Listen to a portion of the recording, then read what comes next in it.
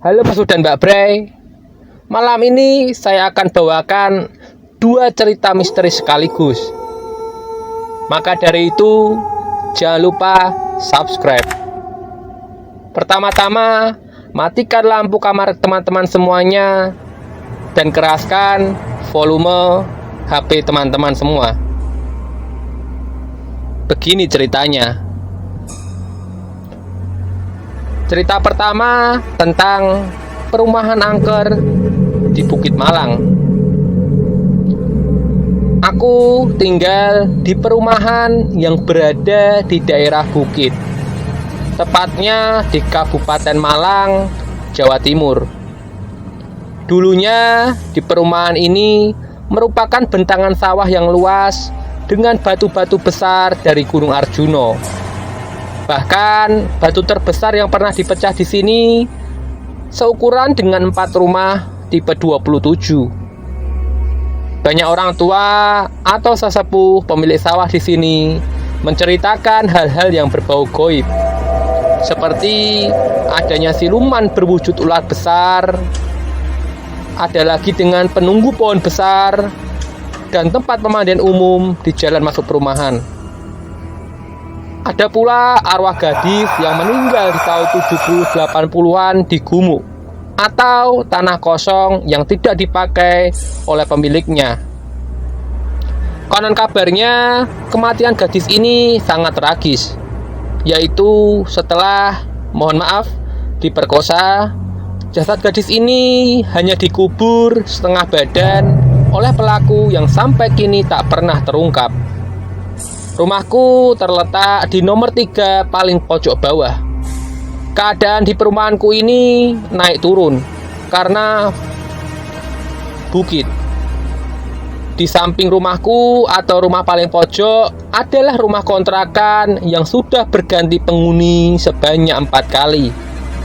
Tetapi selalu sama cerita yang dikabarkan oleh para pengontrak tadi, yaitu di sekitar dapur terkadang timbul suara ketukan-ketukan yang cukup keras.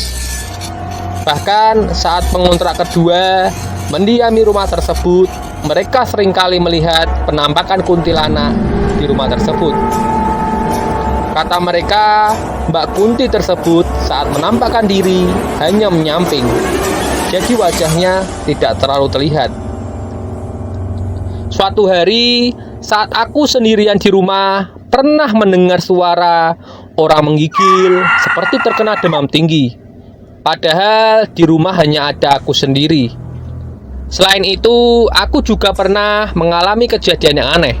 Saat itu, tahun 2005, saudara-saudaraku dari Semarang datang untuk menengok keadaan adikku yang baru lahir. Karena Semarang Malang lumayan jauh, saudara-saudara memutuskan untuk menginap. Karena rumahku lumayan kecil, sehingga tidur malam pun harus berdesak-desakan di kamar.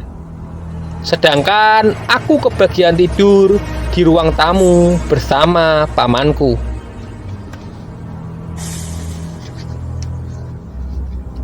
Karena malam itu aku mau melihat pertandingan sepak bola pra Piala Dunia 2006, saya memutuskan tidak tidur sampai menontonnya. Saat itu aku ingat persis, pukul 11:15 malam. Pertandingannya pun sudah berjalan 20 menit. Tiba-tiba dari arah pintu terdengar suara orang mengetuk pintu. Namun setelah aku membuka pintu, tidak ada seorang pun di sana. Aku tengok-tengok ke kiri kanan, juga tidak ada siapa-siapa. Akhirnya aku kembali menonton TV. Selang beberapa menit kemudian terdengar lagi pintu diketuk. Aku sengaja tidak membukanya, tapi karena penasaran, aku coba mengintip dari celah gorden jendela. Alangkah terkejutnya aku begitu aku menyingkap gorden. Di luar tampak seorang gadis dengan wajah pusat pasi, tersenyum dan melambaikan tangan ke arahku. Aku pun ketakutan dan langsung menyusul tidur di samping pamanku, sementara TV masih menyala hingga pagi. Ya Mas dan Mbak Bray, itu tadi cerita pertama. Sudah merasakan tingkat keseramannya? Mari kita lanjut ke cerita kedua. Begini ceritanya. Cerita kedua ini tentang suster misterius di sebuah rumah sakit. Waktu itu aku dan dua temanku, sebut saja Dito dan Randy, kebagian jadwal untuk menunggu teman yang lagi sakit tipes.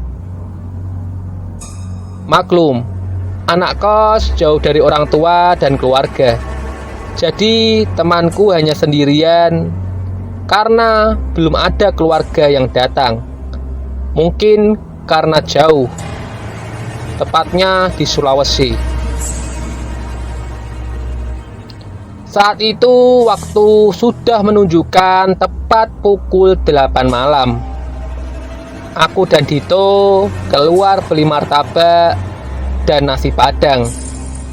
Sedang Randy kebagian jatah untuk menjaga temanku yang sedang terbaring sakit. Waktu aku kembali lagi ke rumah sakit, terlihat temanku yang sedang sakit sudah tidur lelap. Akhirnya kami bertiga duduk di teras depan kamar sambil makan nasi padang dan martabak. Selesai makan, kami bertiga mengobrol di teras kamar tempat di mana temanku dirawat. Dan tidak terasa waktu sudah menunjukkan pukul 10:30 malam. Saat itu kita semua duduk bersandar di tembok yang sepertinya merupakan bekas koridor, karena terlihat potongannya hanya disekat. Kira-kira itu pukul 12 malam. Kami semua sudah mulai merasa mengantuk. Dan ketika hendak beranjak mau masuk kamar, tiba-tiba di kejauhan ada suara geledek-geledek.